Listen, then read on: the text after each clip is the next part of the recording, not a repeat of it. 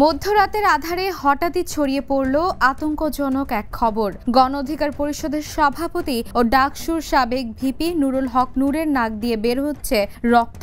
সোমবার রাতেই তার অফিসিয়াল ফেসবুক পেজ থেকে পোস্ট দিয়ে জানানো হয়, নূর ভাইয়ের অবস্থা ভালো নয়, তাকে বাঁচানো জরুরি। এই পোস্টটি মুহূর্তেই আলোড়ন তোলে গোটা সামাজিক যোগাযোগ মাধ্যমে। তবে সেই পোস্টে অনুরোধ জানানো হয় কেউ যেন হাসপাতালে ভিড় না করেন।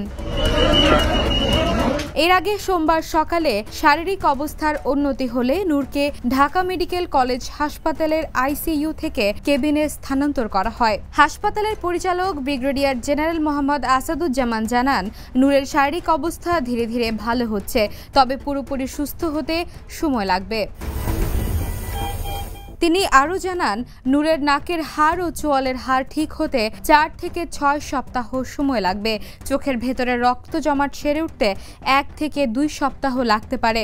আঘাতের কারণে নাক থেকে রক্তক্ষরণ হয়ে তার কিছু অংশ শ্বাসনালীতে চলে গিয়েছিল বলে জানান তিনি।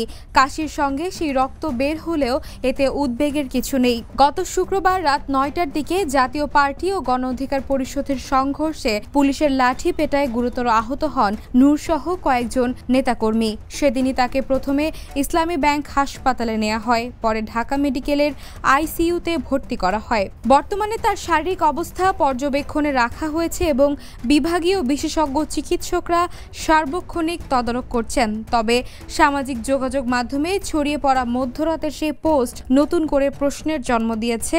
নুরুল হক নূর কি সত্যিই নিরাপদ, নাকি সামনে অপেক্ষা করছে আরও বড় কোনো অনিশ্চয়তা? মেহেরুন্নেসা তন্নি, দ্য নিউজ। দেশে দেশে সবার সাথে, দ্য নিউজ।